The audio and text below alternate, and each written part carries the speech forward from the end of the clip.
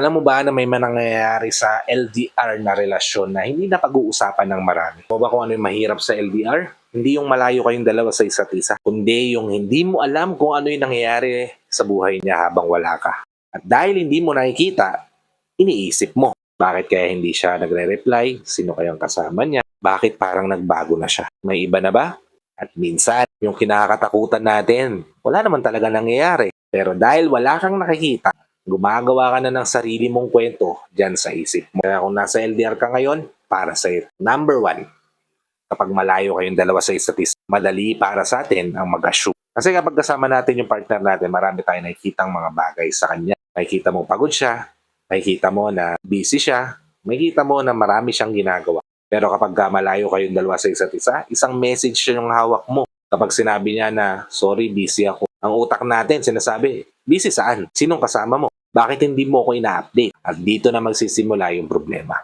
Hindi dahil may ginawa na kagad siyang masama, kundi dahil may information gap.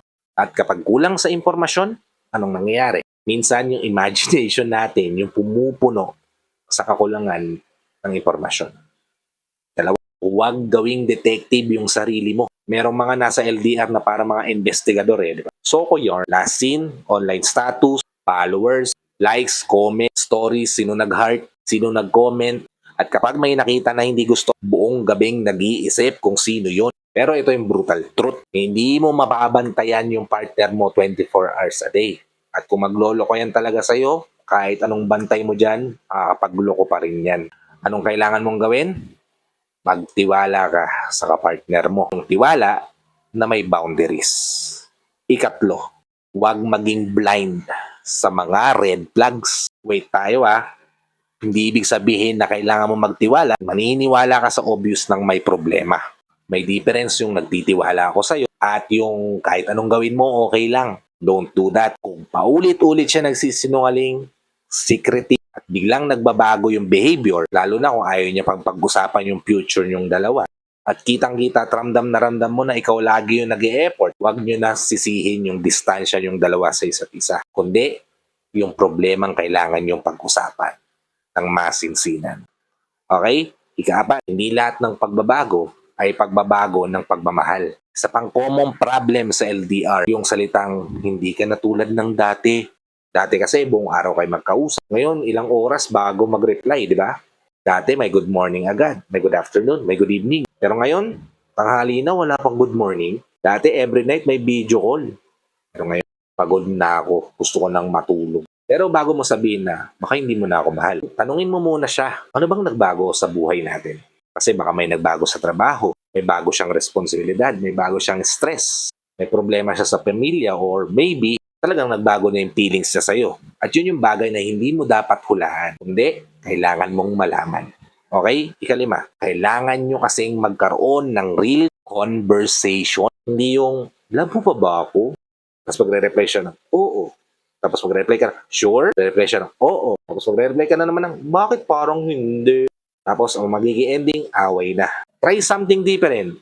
Sabihin mo na, lately, feeling ko parang lumalayo tayo. Ikitay na ako sana. Gusto ko lang malaman kung ramdam mo ba yung distance nating dalawa sa isa't isa. Napakalang indifference, di ba? Hindi accusation, kundi conversation. Kasi ang goal, communication. Hindi para manalo sa argumento, kundi maintindihan kung ano ba talaga ang nangyayari sa relasyon. Ika-anim, at ang pinaka-importante, dapat may destination ang LDR nyo. Ito yung tanong ng maraming couples na dapat pag-usapan. Hanggang kailan ba tayo ganito? Kasi napakahirap magmahal ng malayo kung walang direksyon. Hindi kailangan bukas kagad, dapat magkasama na tayo. Pero kailangan may pinag-uusapan. Pag nakaipon na tayo, dapat ganito. Pag nakatapos yung contract ko, dapat ganito na gawin natin. Pag nakahanap ng opportunity, dapat ganito na gawin natin. Pag ready na tayo magkapamilya, ganito na yung gawin natin. Kahit hindi perpekto yung plano yung dalawa, at least may direction. Di ba? Kasi yung iba yung maghihintay ako sa'yo. Compare mo sa maghihintay ako sa'yo kasi may plano tayong dalawa.